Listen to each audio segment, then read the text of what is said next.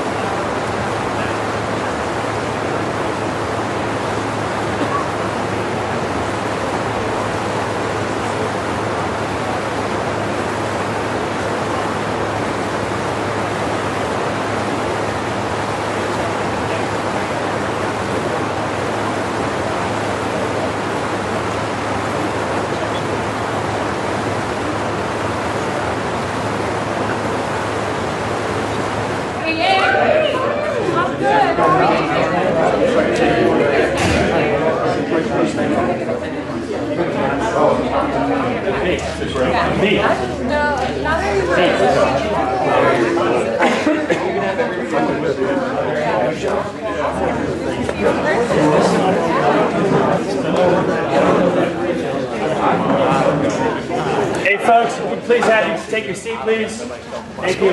Yes, sir.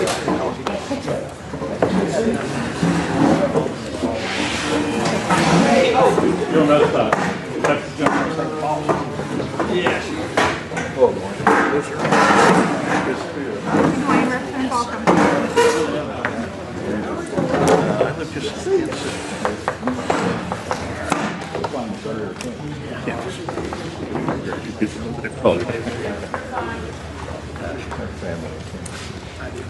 Oh, you have a house for honey down there. So I knew when you said that.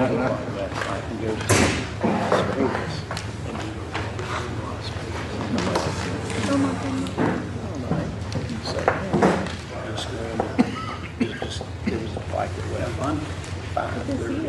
Good to see you. That's right.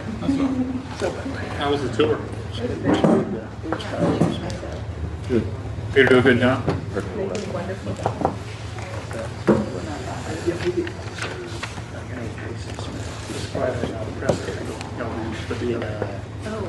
Graduates and they see they have a lecture series and they invite us to come speak at that. So that's what they did.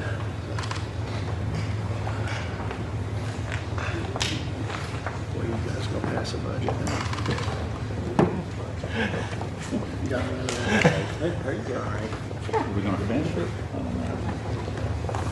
Just pass the house vote. Yeah, that's right. I'm in the Senate. It's like this. Kind of in a reorganization. So what do you think about it? 35. Michigan. How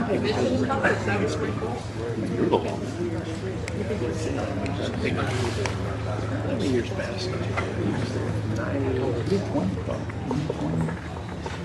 15. You become from 93, so you were from 93 to 20, whatever that is. It'll be 16.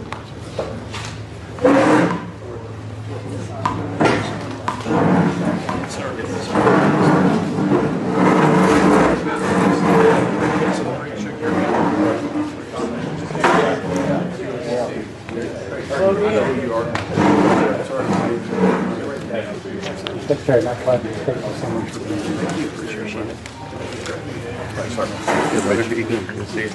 much. Good morning, thank you. Representative Balkum. Hello again. Back again. Oh, you know me, sir.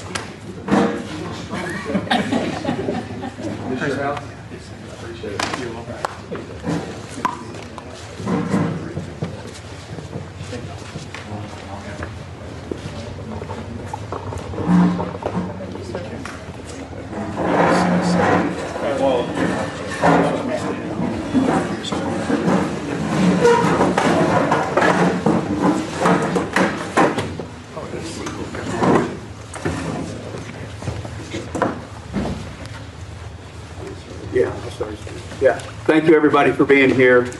Senator Ted Budd, it's absolutely my honor to have a friend and a colleague all the way a decade ago when we served in the House together, coming in 2022 in the U.S. Senate together.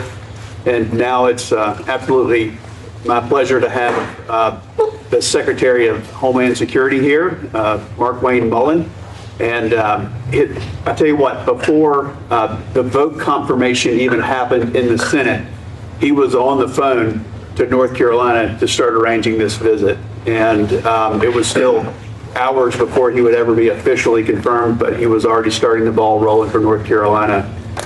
This is a man that not only knows how to serve his country, but he knows how to work on a business, lead a business. And so he's bringing those skills together. He's a person of action. He's a great individual.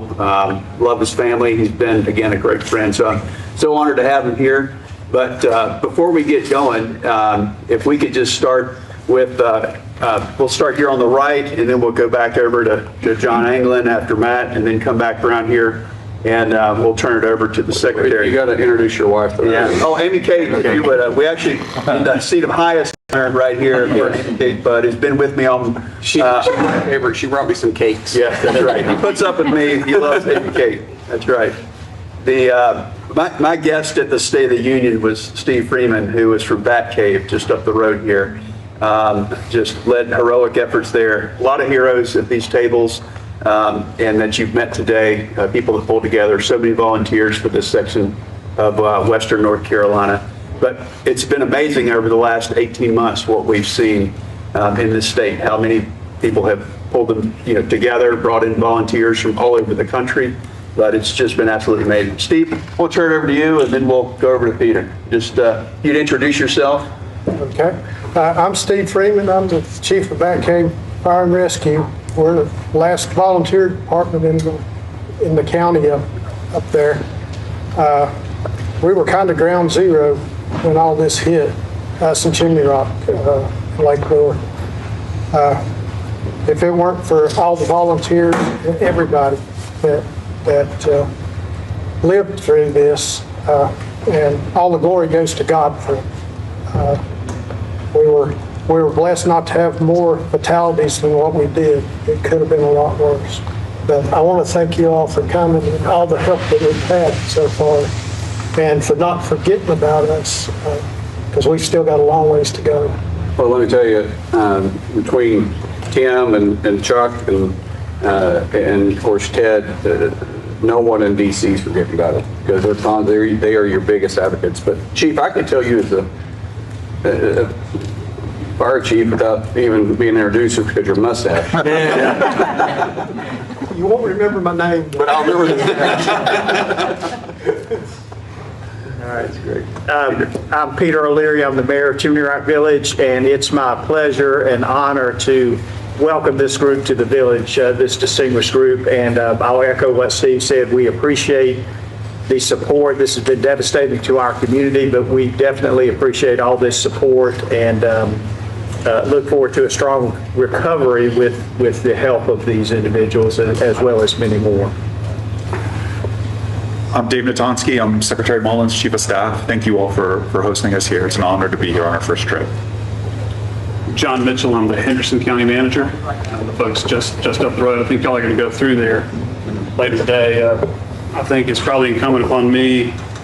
I lead an organization of about 1,000 individuals who stepped up and went to work before the storm and have been working since.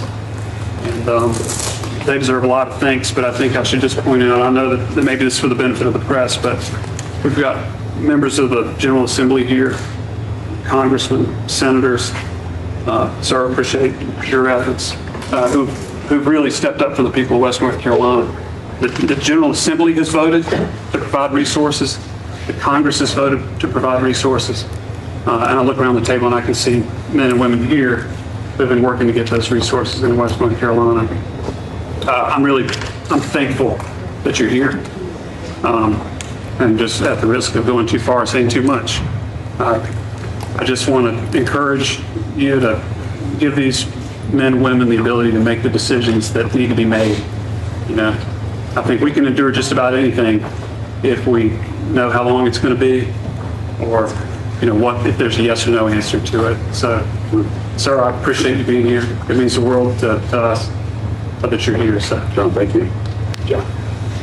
I'm Jay Alley. I'm chief at Girton Fire Department up at the very top of the mountain.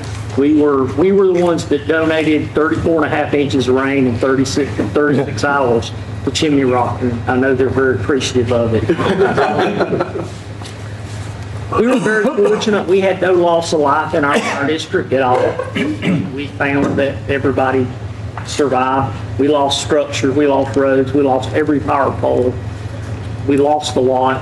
Our station was damaged, but we never shut down. We continued to operate the whole time. If it had not been for volunteers and state and federal resources that came in, we probably wouldn't have survived the whole thing. And so I echo what Mr. Mitchell said.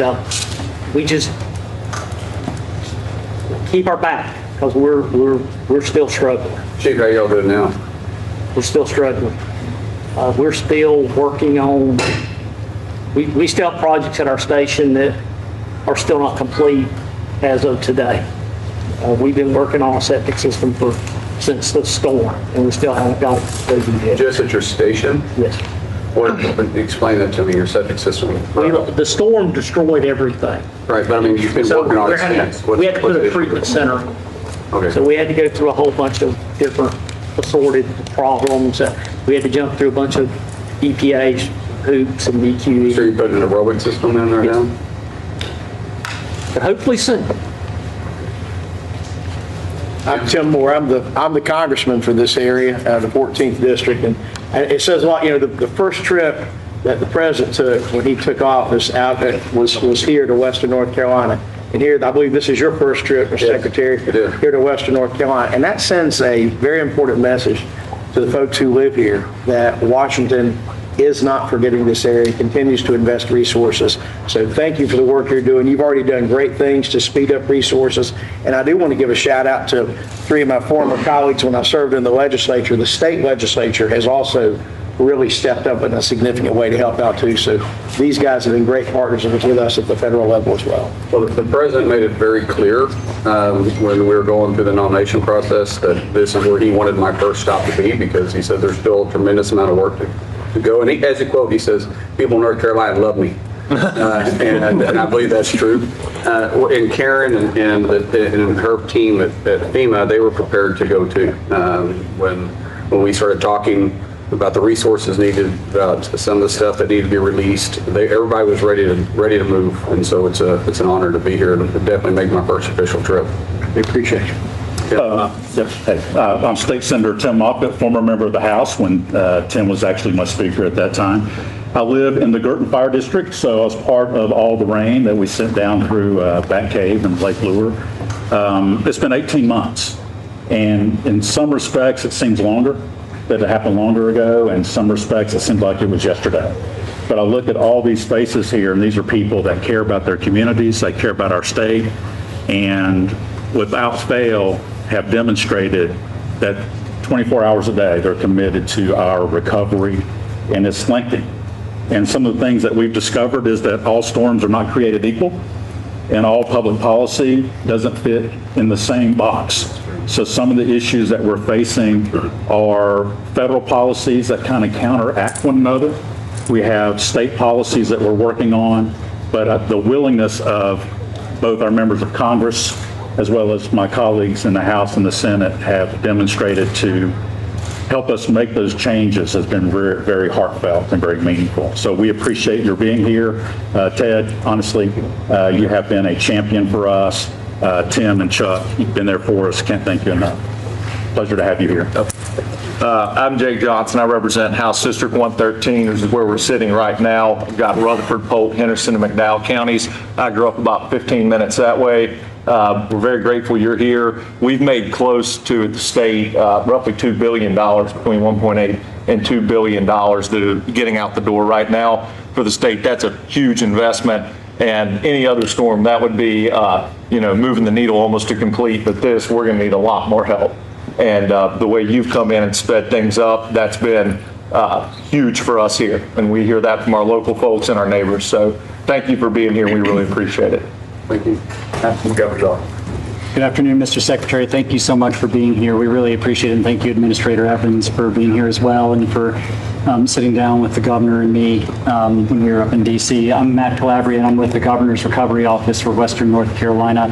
And we really do appreciate y'all being here. As you know better than anybody, there's no substitute for being there and seeing what, the situation on the ground. But I also wanted to specifically thank you for expressing your interest in accelerating the work of FEMA and making sure that we do everything we can to move quickly on public assistance projects and hazard mitigation grant project reviews and approvals and reimbursements. We know a lot of local governments are working very hard in cap-strap times with very difficult circumstances.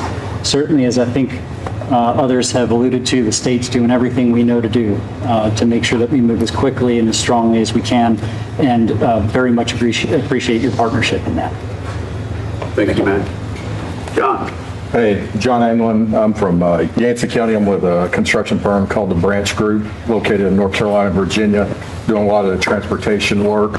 And I'm here because I found myself on the incident management team after the storm hit in Yancey County, where we had the most rainfall, the highest wind, two rivers that flow off of Mount Mitchell, the highest peak east of the Rockies, just devastated our community. So county about 19,000 people, and we had one posture after the storm, and that's please help us. So I want to thank Congressman Edwards, his team, and Senator Budd's team. They've been just in the trenches with us from day one. Can't say enough about what they've done for us, and I'm glad you're here.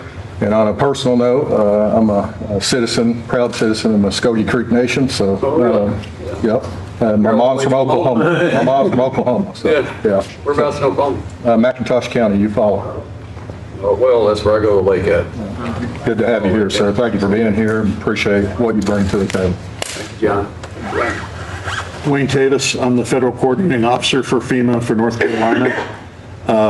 Just real quick, I want to work with a lot of you around the table at different times on different things, and just really appreciate the cooperation and teamwork we've had to work towards the recovery of North Carolina. Thank you. Hey, John. Good to see you. I'm Jennifer Balcom. I serve in the House District 117, which is Henderson County, the Bat Cave, Mr. Freeman's district. So born and raised here. I was here firsthand, saw it all, still working through, and I appreciate Senator Budd and Congressman Edwards and Congressman Moore for working with us, and appreciate everything that FEMA is doing to do that. I know we have a long road, we're all aware of that, and just continue to support us is what I can ask, and help us continue. And as of the state, we will continue to work with you through the process. So thank you. Mr. Secretary, we've had the opportunity to meet on a number of occasions. First of all, I just want to thank you for making this your first trip after being sworn in, just like the president did. And I think all of us in Western North Carolina can take a great deal of comfort in knowing the commitment from the White House to seeing us rebuild. I represent North Carolina's 11th congressional district, which, by the way, was part of this area on the day that the storm hit. A couple months after that, due to redistricting, we traded counties just a little bit. And I want to reiterate that what you see here in this area can be played out in dozens of local communities across the mountains of Western North Carolina. Strong, resilient people that have learned to come together and face the murky waters, no pun intended, of dealing with FEMA, because none of us have dealt with any situation of this magnitude. I certainly appreciate the partnership that we've been able to build in Congress with Congressman Moore, with Senator Budd, with our state legislature. I've got to commend the state legislature for running such a tight fiscal ship and being able to have a rainy day fund, again, no pun intended, to help lead the charge in our rebuild here. Thank you again for making the trip. David. So thank you. Dave Giorio, Mayor Pro Tem of Lake Lure. I would invite everyone to the grand reopening of Lake Lure. It's going to happen in a couple of weeks. I'll tell you, sir, it's a miracle, really. When policy and appropriations and balance come together, amazing things can happen. Thank you all for all due to your efforts. Greatly appreciate it. I should have postponed it a couple of weeks, and but we could have made it our first. We'll bring you back. Bring the whole family next time. Rob. Yes, sir. Absolutely great to have you here in the region for your first visit. For the team here, a lot of work has been done. We fully understand there's a lot of work that still needs to be done. The message for our team here in the region is that we're not coasting, we're accelerating. So we're excited about what you're bringing to this organization. We will execute aggressively to make sure we're meeting your intent. Thank you, sir. Appreciate that. Sir. Go ahead. Hi, good afternoon. Victoria Barton. I'm with FEMA. I'm the Associate Administrator for External Affairs. Thank you all for having us here and spending the time. It's also great to see folks in person. I know we've had several countless virtual visits, familiar faces, so very much appreciated. I do want to thank Senator Budd and Chuck Edwards, the Congressman Tim Moore as well. You have fierce advocates in D.C. I speak with their staff constantly. I know Karen and I have been up to the Hill several times, and we are constantly in communication. So fierce advocates, and thank you all. And just want to thank the Secretary for your leadership. It's been very helpful. Thank you. Yes. Chris Melton, I'm the Fire Chief of Chimney Rock Fire Department, and welcome. Thanks for coming, and we appreciate everybody's support that's helped us. I say us because we're a collaborative effort. We've all worked hard prior to the storm, and we still work hard today. My full-time job, I work for the town of Lake Lure, so proud to say that, and the fire department. This isn't a full-time job? No, sir, this is all volunteer. Is it? We have no paid staff here at Chimney Rock. So I'm fortunate enough to be able to work for the town of Lake Lure as the deputy fire chief there, and we work hand in hand, and to be able to work together. During the storm, it was a collaborative effort during the pre-storm prep and after the storm, and here we are today, still recovering, working hard to get our issues that we have here fixed and in the town. But we're just very thankful for you being here and all y'all's help. Chief, you have to explain to me the flag you have up there. It's got to be snubbed up. Well, I haven't brought that flag out until yesterday. Yeah. That was in my office, and one of our Lake Lure police officers come up to me. Sorry. And he said that he found it in the water, in the river, and he couldn't think but to give it to me. And, So we dried it out and I folded it up and I wanted to do something with it. And I hadn't had time to build a thing for it and heard y'all was coming and today was a good day to pull it out and Good job, Chris. display it. I think it should be framed. That's what I want to do. Would you allow me to pay for that frame? I would. Okay. Thank you. Will you make sure we'll get it taken care of? Thank you so much. Yeah. But I'm very proud of it. It was pulled out of the river as we was doing some rescues and things like that. And he kept it and said, I have something for you. And he come to me a couple days later and gave it to me. But this is my hometown. So, thank you. Dwayne, can you and Rob make sure the thing gets framed and make sure I get the bill on it? Can you do that? Yes, sir. All right, and then make sure I get the bill. Thank you. I'd love to see that. I'll do that. Thank you, Chris. Administrator. So I'm Karen Evans, and that's really hard to follow. So It is. I just really appreciate the opportunity to be traveling with you, sir, and the opportunity to continue to serve. So I'm not going to take any more time after that. That was very moving. Sorry. No, it's awesome. It's very moving. Administrator, I'll just say one quick thing before I turn it over to the Secretary. In the less than 2 weeks that Secretary Mullin has been in place, he's already helped get this area of the state $134 million in public assistance. He has helped break the logjam on hazard mitigation grant program and bring some clarity to that. Still some work to go on that, but that's been absolutely fabulous. And there was, prior to Secretary Mullin, there was a $100,000 threshold which required the Secretary to evaluate, which led to a real logjam. And I just appreciate you breaking through that, leaning on your very competent team and staff to, they need a proper review for our taxpayers. They deserve that, but to eliminate waste, fraud, and abuse, that still needs to happen, but it doesn't always have to happen at the Secretary's desk. So you've got a great team reviewing those requests, and I appreciate that. Things are already moving, and this is your first visit. You haven't been in office 2 weeks, so we're grateful for your help. Turn it over to you. Appreciate it. Well, guys, thank you for being here. Thank you for the time. Thank you for the press that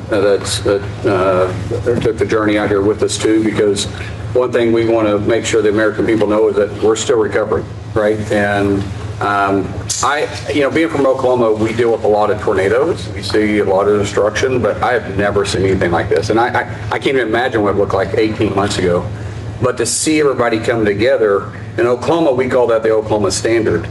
But that usually takes months of recovery.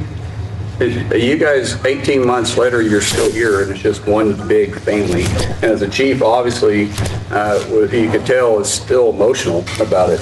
But to see what's happening and see the revitalization that's taken place from the roads to the towns, to the buildings, to even the lake.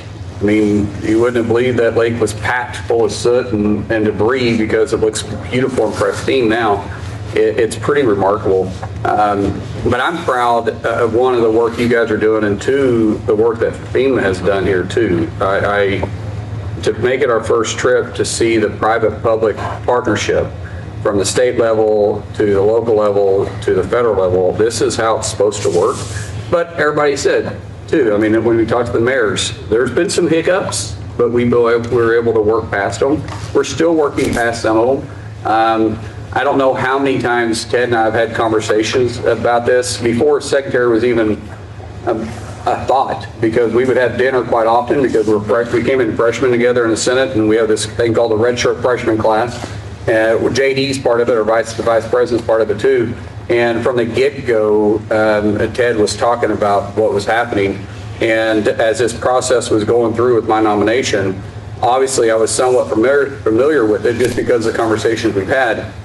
But when he started giving me action items, this is what we need, it was very simple to get in and get started. And Karen and Victoria brought it to my desk immediately, and we were able to get to work. But there's a lot of lessons that can be learned. Even though there's work to be done, there's lessons that can be learned. And one thing I do believe is when we step back and we have an awful disaster like this, It also allows us to be more efficient and more prepared moving forward. And so as we go here, we take questions and we hear from you guys, please be as open as you possibly can. Give us action points. You guys ever heard the 5 love languages? Right? Yeah. It's written in North Carolina. We've had this conversation. Yeah, well, words of affirmation is not mine at all. I want to know what we can do better. And so when we're going through this conversation, let's know what we can do better. Not just beat up on FEMA, that's not the point, because they've done a great job, but what is it that we could maybe tweak just a little bit to tear down some of the redundancy? And I think, Tim, you were talking about, and by the way, first name works just perfect for me, because I'm going to use your first name, so please don't feel like you need to use titles with me. But Tim, you were talking about some of the redundancy from the state and federal side. Maybe you can expand a little bit on that, and so we can see how we can break down some of those walls. And then we just go around. I don't know how you want to handle it. Just go around the room. And then press, we'll take some questions from you guys towards the end too. Is that okay? All right. Tim, you want to go ahead and start? I probably actually brought something for you to read on the airplane on your way back. I need something else to read. They're not giving me enough binders right now. So there's probably 3 pinch points that we're dealing with right now that are causing us a problem from a recovery standpoint. The first one is the hazard mitigation grant program. I think it's a good program, but when most of the buildable land in our area here is in floodplains, it does creates problems on our recovery, especially when rebuilding our roads.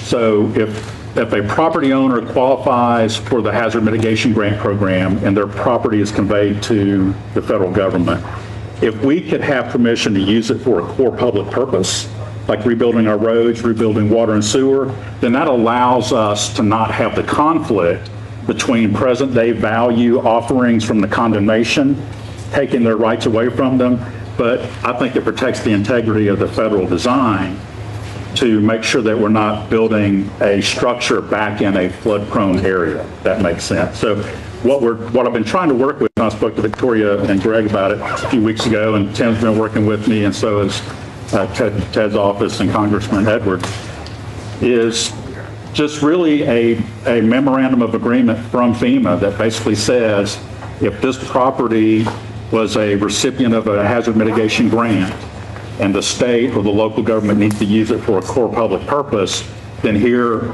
in writing is permission to do so. So that's one area that we need a lot of help. The other one, there's 2 more, but I'll just get into the other one. There's a consensus that this was a 1,000-year storm, and I think that's a uniform consensus, but public policy is really geared around 100-year storms. So the fact that we have a lot of areas that were not in a flood hazard area in the beginning, but they are now, is limiting our ability to rebuild structures simply because they were damaged in a 1,000-year event. So we had adopted a 200 historic flood event, part of our statutes, that we're looking to get a memorandum of agreement from FEMA that says, yes, you're not going to be in violation of the National Flood Insurance Program if we respect the fact that your statutes are very constrained that allows your communities to rebuild. And an example of that is the town of Biltmore Village. Biltmore Village is historic. It's the gateway to Biltmore Estate. We have structures there that were built to a 100-year floodplain. This storm was 11 feet above that. You have a lot of historic buildings there that need to be rebuilt, but they can't be rebuilt because they were more than 50% substantially damaged, which requires them all to be lifted 6 feet or they're just going to remain vacant. So our ask is, from the state's perspective, it's a 1,000-year event. The likelihood that that's going to happen again mathematically is on our side that it won't. Allow us to rebuild without these constraints that are imposed on us federally. Karen, do you know about this? About that, yes, please. What do we need to do? We're working through some of those flood mappings now, and so I took a note down, sir, to follow up on this. This will be my biggest action point and figure out what we can do. is, because if this is through rulemaking, surely there can be an exception someplace. Agreed. Bureaucracy is its worst inside of, not all agencies, but, we just put layers and layers on stuff and we don't allow ourselves flexibility. So if it's not legislation, or requires it, it's legislation, it's these guys. If it's through rules, I bet we can probably figure something out on that. So we'll make this a Yes, sir. We'll make this a priority. Very good, thank you. Okay, Victoria. On the first point on the hazard mitigation, I think we do have some paths to solutions that the Secretary was able to work with Karen to unlock. And so just yesterday, 75 properties were funded, and another tranche is imminent. Rob's team and the region and the local state team here have been working very diligently to process many of those. And Rob, do you want to speak to some of the parceling that we're doing so that they can be eligible? Absolutely. So the properties that are eligible for buyout, we looked at them and saw them in 3 different buckets, if you will. The first bucket, no major issues, and we'd be able to proceed with those, and our team is doing that now. The second bucket had some minor things that we could probably get through pretty quick, and so we're working through those. The last bucket are the ones that had a nexus with NCDOT, and we have to figure out, we did figure out that we're able to do split parcels, if you will, so that now you can have 2 different funding sources available to pay for those properties. And I think that gets at what you were initially talking about. Can I speak to that, Mr. Secretary? Go to. Okay. So, Markwayne. So this is the problem. So let's say that the property owner has an acre, and we as the state need a third of that acre to redesign or rebuild our roads. So the way that it's written right now, it disqualifies them from the hazard mitigation grant program. The ideal solution would be to allow them to remain in the program. Once that property is acquired, then we can actually, for a core public purpose, use that third of an acre for our benefit to rebuild our roads. The way that it was just explained, you have a pre-storm value through the hazard mitigation grant program, which the split parcel would apply to, and then we're constrained by the Uniform Act, which means we can only offer present day value for the property that we need from a condemnation standpoint. So it unfairly punishes the property owner for something that really can be corrected from a... I don't know if we'll have the flexibility to do that in the grant program. Okay. Because grants are typically they're pretty well spelled out. So we'll look at it. Sure. But it may be, once we go back and reauthorize the grant, it would have to be written in the grant to give us that flexibility. I think the way the grant is written now probably can't do that. We'll get back to you, or Ted, we'll get back to Ted's office and double check that, but I don't think we have the flexibility to do that. Yes, sir. And the biggest challenge is the way that the mitigation rules are written is the challenge. Yeah. And I don't know if we're going to have relief on that. And that's why we're trying to find. We'll sit down. If we have the ability to make some of the changes, we can. Absolutely. When we're dealing with when we're dealing with flood-prone areas, that's what a lot of this is written for, because in the past we've had where we've rebuilt the same places over and over and over again. I mean, we have one place in Oklahoma that I can think of off the top of my head. I won't mention it because I'll stir a hornet's nest. But we've dealt with this over and over again for 60 plus years.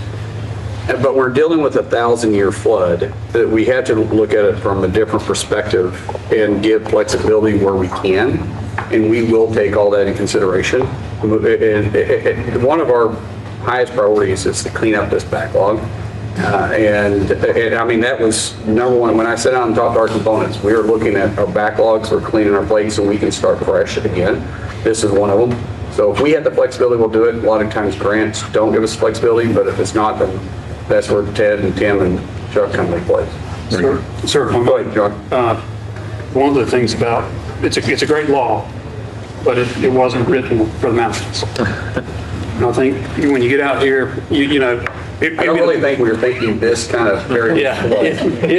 When you get out here, you think, it's a good idea not to put this road next to the river, but there's nowhere else for it. I get it, yeah. And one of the things that I'll just kind of like put on top of this, there is a deep sense of urgency because all these things cascade into one another.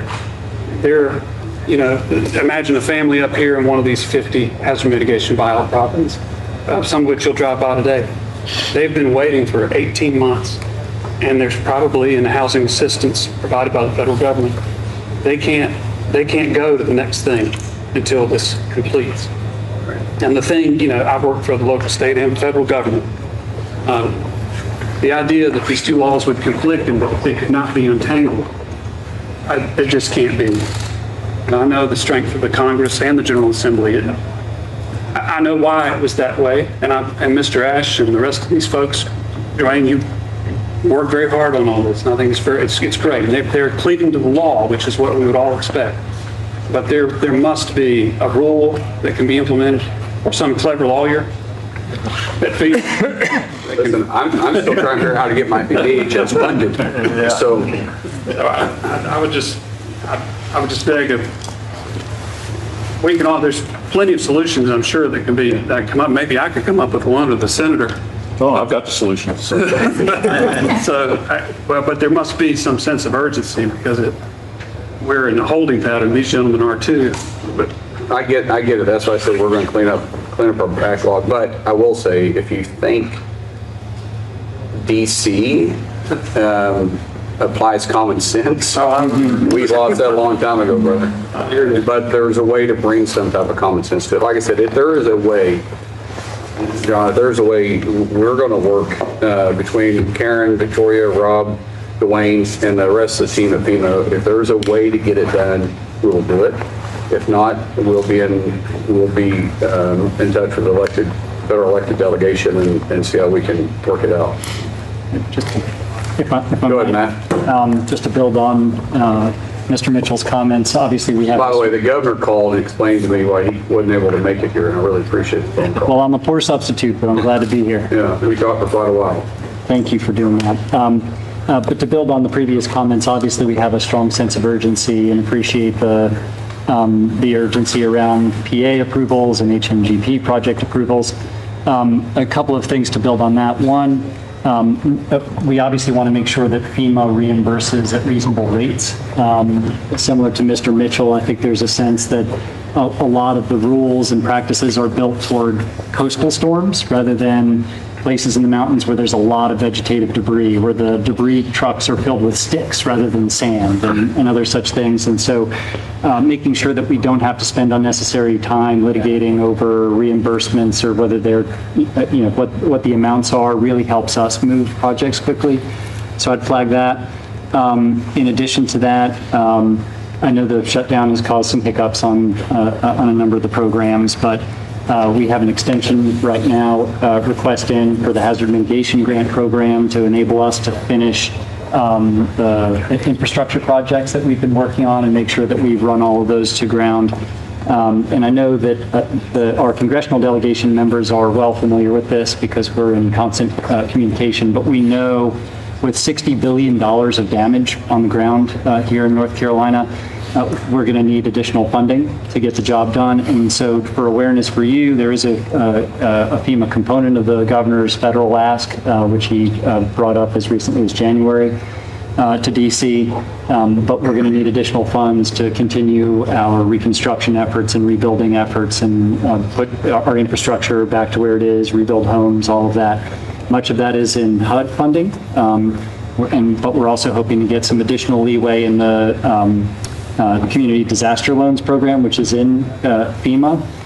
We have found that a lot of local governments are hoping to access those funds to help cash flow, help alleviate cash flow issues, but the cap on what a local government can get is pretty low. The administrative burden and the paperwork burden is very high, and that's really discouraged a lot of folks, and so I would just flag that as a potential future issue for you. Thank you. Thank you, sir. What else, guys? So I actually have something. So Peter and I can relate to this. And so in a disaster like this, the burden, as you saw on the small communities, is expensive. Just to participate in the public assistance delivery program takes dollars. And we're actually entering that system with nothing in the bank, with a credit card maybe, but nothing in the bank. So I think one of the things that could really help us all, and this is part of the legislation, FEMA Reform Act of 2025, it's one of the elements of that would really help is this idea of a universal application program.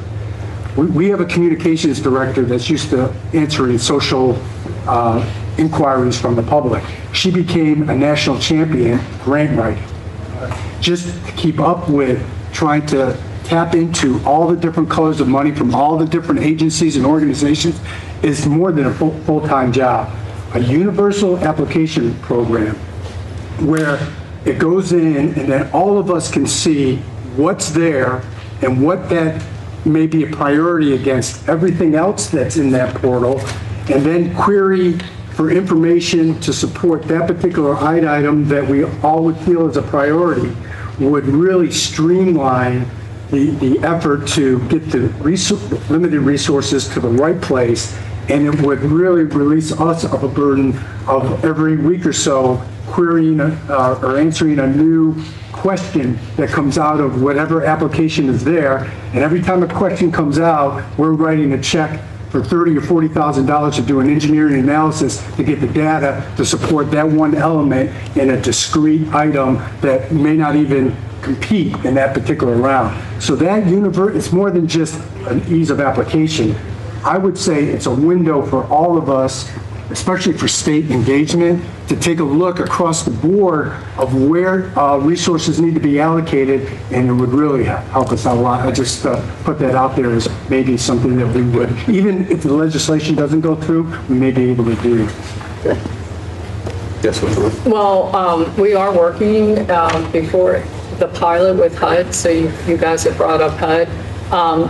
Just specifically for that reason, and so we're working jointly with them to have that data visible between us and HUD so that you don't have to continue to fill out the application going forward. And our goal is to have it operational before hurricane season starts this year. So we are working on that right now, so to start making it easier with the data portability piece. Thank you. So we hear a lot of people talking about maybe what's wrong with FEMA at times. I'm curious to know what y'all see as being the solutions to, try to see some change. I know it's 2 weeks for you, but I'm just curious to know what y'all are seeing on the ground right now to kind of get some things moving in that trajectory that you find is fitting. Here in North Carolina or overall? In North Carolina. Karen or Rob, you want to take that? Well, Rob, I think you should start. I'll start. I think that one of the big things is when we talk about complexity of FEMA programs and some of the challenges that we work through in trying to process a project, consistently as I've come to your communities and sat down, the big frustration is changeover of people, and applicants feel that they have to start over because the guy that was there that understood the project and you were moving, he's gone, and now somebody else comes in who might have a different slant. And they're looking at it a little bit differently. And so we're making folks do work twice, if you will. If it's something that's complex, being able to start it, work through it, and then figure out, okay, how do we get it where it needs to go? Because I'm about escalating issues. You work it at your issue, and when you can't solve it, what's the escalation strategy and the trigger to get it to the next level? And for me, until I say as the acting regional administrator, we can't do something, then that means we can do it. And at the point that I can't do it, then I'm going to Karen and say, ma'am, I need help on this with her team. One of the things that we will do is bring more stability to the team that is here. When Dwayne, who's been doing a great job here, transitions out in a couple of months, his replacement will be Jordan Rink, and he won't transition out again. His permanent role will be as the director of the office here leading the recovery. That will go a long way towards bringing consistency, and we'll continue staffing him out with staff that are consistent and they're not rotating in nature, so that you have the same people that you're working with. But also it gives Jordan the idea or the understanding of this is an issue, and he can take it from cradle to grave and actually get it fixed. So the same person is going to be there working with you. I won't get into the policy piece because, that's one that I can't speak on. But in terms of the energy and the effort that we'll put forward, more engagement. When there are issues, my expectation is just what I told you, sir, I'll be back here in a few weeks, and we're going to sit down and work through what you want to talk about with mitigation. I've got all sorts of energy, and this team can be at a table sitting down solving problems everywhere that we can. And what we've been doing a lot of lately is when we get to a sticking point and we can't solve it, we kick it up and we pull in Victoria, Casapane. We say, this is now one of those policy things that we're thinking about. Statutes, regulations, and policies. The first two we can't do a whole lot with. The policy we can do things with. And that's where we put a solution on the table and say, can you make this work? And we'll keep doing that. If I could also interject, and John, this speaks largely to your question. The House Transportation and Infrastructure Committee has already passed the FEMA Reform Act of 2025. I helped write it. Greatly to the feedback that I've had from so many folks at this table and around Western North Carolina. The issue that we have is when you go back and look at that bill, you think, wow, this really would have worked for us had it been in place on September 27, 2024. We have been trying to design an airplane and build an airplane while we've had to fly. That's the situation that we have here. I've been working to get this bill heard on the House floor, but I think that a competing or maybe a complementary element here is that the president put in place a FEMA Review Council when he first came into office. That council has been doing its work and taking feedback from the same people here at this table that I just referenced. It is, and I've had the benefit of testifying before that committee, using a large part of what you have taught me and some of the frustrations that you've had. What I think that we can expect is that once the report is on the president's desk, then we'll begin to compare that report with what the Transportation and Infrastructure Committee passed as a FEMA Reform Act, take the best of the two worlds, combine them, and then come up with a product that we can pass on the House floor and get over to the Senate. I say that just because I think that everyone needs to be up to speed on where we're at in trying to help build a better FEMA. At the same time, we're faced with the urgency that John was speaking to earlier. And I think one of the frustrations that we were hearing from citizens were, and this is going back 18 months, those 3 months after the storm hit, they saw contractors on the ground. They saw the machinery. They saw people ready to get going on debris removal. And even up to 6 to 8 months later on subsurface debris removal in the lake was a big one. And we kept hearing, well, we need more evidence to know where the debris is. And we're sitting there going, well, there was a town above it. It didn't come out below it. We've got a pretty good working theory on where the debris is. As soon as they got out there and actually saw it, started doing sonar and things, like you could clearly see there were entire buildings down there, RVs, propane tanks, everything else. But that was frustrating for our people here, calling us going, we see the guys sitting out there. We see the contractors sitting out there. Why are they not moving anything? And then the contractors are just as frustrated calling us going, you know, we're just waiting on a work order. We're waiting on a signature saying we can start removing stuff. But I guess we just needed more evidence to know where things were. And, you know, if a tree was at a certain angle, you couldn't touch it. And Green River, which is right over in Polk and Rutherford County, we kind of saw the heat map on it to where if a dot was green, that was a pile of debris you could remove. If it was red, you couldn't touch it. Don't touch that one. We don't know which storm it was from. It might have been a past one. It might, you know, it's not high risk enough. And those dots would be touching each other. And we're sitting there going, you're already out there. We've already paid to move all the equipment out. Can we just grab them while we're out there? Nope, can't touch that one. Got to leave it for the next storm. And that just, it seemed super inefficient to us. And Senator Budd's office was great, kind of helping our contractors navigate that in our congressional delegation. But that's hard to explain to a citizen who's got a business on the river there. They're trying to get back open, but there's a big pile of debris right in front of them. This is one of the reforms that we're talking about. Unfortunately, every community is different. And Washington, D.C. unfortunately treats it as the same. which is why when we start looking at reforms, what role does FEMA play? I mean, I look at it as FEMA should never be actually the first responders.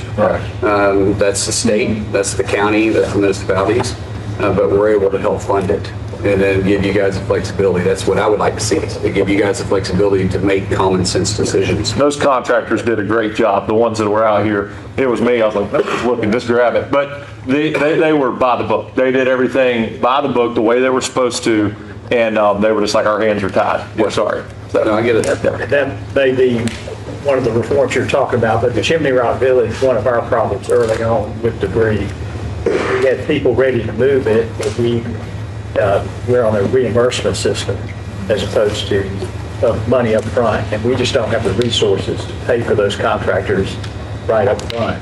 It was a long process, a very long process to get reimbursed for that, which I understand that system, but that's been advanced before at other meetings. Is there a way to at least get that initial money out quicker, and then figure out? We actually talked about this, Victoria and Karen and I spoke about this just recently, and Rob will probably bring in a conversation too, because by just what you're saying, putting somebody here from the conception to the grave, I think is vitally important. That's always been a frustrating part of mine when I was an elected official, because no one has ownership of it. You put somebody in place, have ownership from the beginning to the end, it gets more efficient. So I'm glad you're initiating that, because we're going to do that same thing across FEMA. But say, we talked about this just recently about how to get the doors, or how to get the money out the door faster into small municipalities especially. So you're right. Anything else? Because we got about 10 minutes and we need to take some questions from the press too. So, Sir, yes. I hate to talk too much, and I'm bad to do it. But you're bad to do it? Bad to do it. You can ask anybody around the state. That's true. Nothing about John seems to be shy. I wanted to say just two things to you that I thought a lot about. If I had the opportunity to speak to you, just say one thing, what it would be. The first thing I want to do is just dovetail on what the mayor has said, because it's really important, and Mr. Ash talked about it a moment ago. This bureaucratic tennis, where we send, I've got more data. My staff went to every single house in the entire county. I got photos of it. We're required by state law to know the value of every parcel in the county on January 1st. It was a titanic effort. We've got all this data, and we work very closely with FEMA to make sure that we're identifying the debris, chief, that needs to get picked up. What we cry out for, and you are absolutely right, it was just this music to my ears, is some gentleman empowered, or a woman down here in the state empowered to make those choices. That would go a long way. If you could just look at this and say, that's good, that's not good, and go down the road. I'm happy to fight in appeals. But secondary to that, I just want to say this one thing. I learned a lot in the disaster. But the one thing that I think the rest of America needs to hear, and I pray that you would think about, is just how much these particular devices rule the lives of the citizens. Yeah. Everybody's money is on here. They talk to their government. They talk to their families. When the cell towers went out and we had no ability to get cell service in here, it left our people in the dark. And my great fear is that if there's not some work done by the federal government in coordination with the state, that there will be another disaster where they will be without service for 14 days. That means people couldn't go buy a formula, they couldn't buy gas, they couldn't access the money that they had in the bank. So I don't actually work being done on that already. I just had to offer that, sir. We'll take some questions. Yes, ma'am. Secretary Mullin, thank you so much for being here. One on-topic question, one off-topic. I like the on-topic one. All right, I'll start with that then. Nicole Skangas, CBS News. Are all FEMA employees, along with the rest of DHS, being paid right now? And what can you tell us about the next permanent head of FEMA, and under FEMA 2.0, the agency they'll lead? What will that mean for states like North Carolina? Because of President Trump's executive order, we're going to be able to get everybody paid through pay period 6. Which is basically all their back pay. A lot of FEMA employees still owe half of pay period 3, 4, 5, and 6. We expect most of those checks to be in their banks by Friday. Some of the financial institutions may have to wait till Monday, but the majority of everybody will be paid by then. Going forward, we got to wait on Congress. This was kind of a rifle shot. Our payroll is very expensive every 2 weeks. The one big beautiful bill does allow me to pay officers, but not administrative staff. Where is the other money coming from, if you don't mind me asking? On what? The administrative staff, how is that being funded? So that's being paid through the one big beautiful bill. So we're taking it through it's 90007. It allows the president to basically have a little bit of flexibility with I wouldn't say a slush fund, but with the dollars that were set up to allow us to do stuff just like this if we had to, but it takes an executive order to move it. So that's where the president came in to be able to get everybody paid. It's remarkable. I mean, think about this. This is the longest shutdown in history. And it's because the Democrats, they want to open border because they don't want to fund the Customs and Border Patrol, and they don't want to deport those that are here illegally. And it makes no sense to me. I mean, because you enter the country illegally, and now you want to also defund the border that's keeping them from keep coming in, and they're willing to defund and shut down 22 agencies that are tasked with keeping the homeland safe. That's like defunding the Department of War. Because once you get to our shores, Department of War stops, Department of Homeland begins to protect us. And now we're in the longest shutdown in the U.S. history, all because of some political theater with the Democrats, because really they're afraid of their primaries. And it's putting people's lives truly at risk, because we're at a critical point to maybe not be able to fulfill the missions that we have to keep the homeland safe. But yet at DHS, all 22 components are still up, still operating, and people are still showing up to work. That's a tremendous amount of dedication of employees that I get to be over right now. And I'm really honored to do it. But thanks to President Trump, we're able to get them paid. But moving forward, it's, Senate and the House got to come together, and we would hope the Democrats would join us in this. And I'm not trying to play politics, it's just the facts that we're dealing with right now. And if it goes through reconciliation, CBP and ICE, it's not like any reforms will actually get done. Exactly. And what we'll probably end up having to do, which the play call is right now, is that we're going to do 20 agencies through regular appropriations, and then 2 agencies, ICE and CBP, because the Democrats won't allow anyone to vote for it on their side of the aisle. We're going to have to do it through reconciliation, which is fine, because we'll do it for 3 years for the president's term, and that way they can't shut down the government September 30th again, because we don't need to do this, for the 5th time since the Democrats started playing games like this. Very last thing quickly, you mentioned yesterday that you're taking a hard look at international airports. Can you talk about what options are on the table for sanctuary cities and CBP there? Well, seeing that the Democrats want to defund Customs and Border Patrol, I have to prioritize where we're going to put Customs and Border Patrol screening at. It doesn't make a whole lot of sense to me. I mean, obviously, I'll be visiting with the president about this, but it doesn't make a whole lot of sense to me that we would process Customs and Border Patrol at an airport and then release them to a city that they're not willing to enforce immigration policy. It just doesn't make any sense. Somebody may explain that to me. Maybe it's just Oklahoma common sense that says that we shouldn't waste the taxpayer dollars that way. Because if I'm going to have to prioritize where my agents are at, then let's work with communities, let's work with states that are going to work with the federal government to enforce immigration policies and laws. Yes, sir. Secretary Mullin, I'm Chris Peterson with WXI-TV. You talk about this backlog, and I realize you've only been in the role for 2 weeks, but do you have any sense of how this backlog happened, and what are you proposing to do to expedite funding to the people who need it here in Western North Carolina? Backlog would be maybe prioritizing, putting our, the most pressing issues forward, and making it a priority in the agency, making it a priority with FEMA. I mean, we have, today I'll be briefing the president on 22 other disasters around the nation. So disasters are happening constantly. We have to start looking at where we're going to be when hurricane season starts, what's on the backlog to be able to move them forward so we aren't entering the hurricane season behind.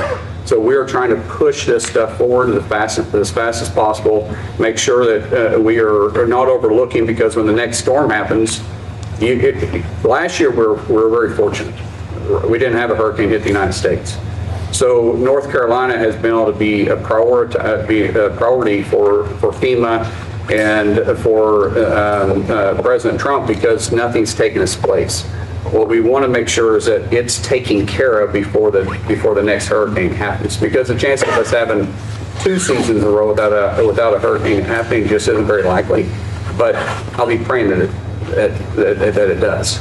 A lot of this I'd add is just leadership, because we had the 100K threshold before, and that was really creating a bottleneck at the top level. But now that's been pushed down to trustworthy staff. Again, that's being reviewed because taxpayers deserve that. You want to eliminate waste, fraud, and abuse, but that doesn't need to all go to one desk for the secretary. He's sharing that burden with his team, and he's put a good team together. I'm going to go here, and then, ma'am, I'll get to you next. Yes, sir. On the issue of FEMA reform, when the president last visited, he discussed the idea of phasing out FEMA. Is that idea still on the table? No, I think the president was talking about, I've talked to the president a lot about this. Reforming FEMA is, I think, would be a better term than what we're trying to use. Where we want, the president said when Trump 45, he wants to get the dollar closer to the state. The closer we can get the dollar to the problem, the farther the dollar goes, because we know when we're dealing with federal contracts, everybody in this room knows that when you're dealing with federal contracts versus state contracts versus county contracts, the price seems to double because of the amount of bureaucracy and paperwork that you have to do to deal with federal government. So when we're looking at reform, the president wants to, like I said, we want to make sure we get it to the state faster and not look at FEMA as being the first responder, but look at FEMA as supporting the first responders. Courtney Davis with Spectrum News. You know, it has been 18 months, and while there weren't other disasters and everything, a lot of people in Western North Carolina have told me that they do feel that they have been forgotten and everything. What is your message now that you're in this role? I know that you released the money for the 75 homes, but for the other people that are waiting for the next level to be approved and for that money to come through that are still waiting 18 months later, especially with hurricane season around the corner and some people still living in campers? Well, first of all, by the look of the room, they haven't been forgotten. And I know, because I work with this federal delegation, that it's a conversation that happens almost every day. What Rob said earlier, we got the first 75 out, but we're looking at the other ones. Honestly, we did this which ones are the easiest to get done, and we're going to work all the way to the hardest ones. Sometimes maybe you should work to the hardest point and work the way to the easiest, but we got to get the money flowing at some point. That's part of the backlog. But hold tight. Federal government isn't going to take care of everybody's problems. That's not what we're designed to do. But we're there to help ease the pain. At the end of the day, we're going to do everything we can possibly do to make it happen, but I still got to be responsible for the taxpayers too. Last question. One question. You had mentioned that the federal government could fund some of these as a main role as a funder, but do you anticipate that states should be taking on more of a role in that funding? And also, to follow up on one of Nicole's questions, when can we expect a Senate confirmed FEMA administrator? Well, first of all, Karen's doing a great job as a placeholder for sure. I'm going through the process of trying to find a replacement right now. We may have identified someone, but we're still, it's a long process. Show the name? No. But it's a long process, and it's a large task ahead of us too. And the confirmation, man, I don't wish anybody to go through that confirmation process. That was an interesting experience, but it's still part of the process to have to go through. So, as far as funding, we don't really anticipate the state having any more financial burden. We just want to partner with them a little bit more. At FEMA, as I said, we shouldn't be the first ones in and the last ones out. The state is much more equipped. Neighbors are much more equipped. Local mayors are much more equipped. Emergency response from the states are much better equipped than FEMA, but we can be there to get them past the first heavy lift to let them start rebuilding, and then we can just be, hopefully the way I see it is that we can help fund the recovery after that. Ma'am, go ahead. Secretary Mullin, Allie Bradley with News Nation. I wanted to follow up on the customs question because if you do this at international airports, what would that mean for international travels and for imports? And also, have you been having any conversations with any leaders in any of these sanctuary cities about what this would look like or about them working together? We're going to start having those conversations. As I said, this is just something I'm thinking. This isn't something that I'm necessarily going to do, but it's when I have to prioritize where I'm putting my Customs and Border Patrol because the Democrats aren't willing to fund Customs and Border Patrol, it only makes sense for us to do that. I mean, I'm not going to punish people that are wanting to fund Customs and Border Patrol, but I have to prioritize it because my funding only goes so far. And then when we start looking at sanctuary cities, as I said, if they're not enforcing immigration laws, then why would I be processing immigration in their city and turn them loose in their city? But have they been screened at that juncture if they're being released by Customs and To some degree, but we at Customs and Border Patrol, Port of Entries, we catch people every day, constantly. And we rely on local law enforcement sometimes to hold those individuals. And we got to have cooperation to some degree. And so, like I said, this is just something we're talking about because I have to prioritize, as I said, my Customs and Border Patrol since they're not being funded and the Democrats are wanting to defund them. And it's an option. All options are on the table right now. When we start looking at trying to streamline and make DHS more efficient, I'm looking at every aspect. What is it that we can do? Where are we wasting dollars? And then I'll be real honest with you. I don't think sanctuary cities are legal. We are a nation of laws. As a Secretary of DHS, I don't get to pick and choose which laws I'm going to enforce. Congress passes those. And for my Democrat colleagues that are working in the Senate, and I guess not my colleagues anymore, your colleagues, for the Democrats that are in the House and in the Senate, if you don't like the laws, then change it. Don't punish Customs and Border Patrol and ICE agents that we hired to do the job that you pass the laws for them to enforce. But if cities are going to sit there and say that they're not going to enforce immigration policies, then I'll repeat myself and say it doesn't make any sense for us to process international travelers through that city. Does the president know about this idea? Well, we've had very top-line conversations, but I imagine this conversation will come up today when I'm talking to him. Great. All right, guys. Thank you so much, everyone. Appreciate your time.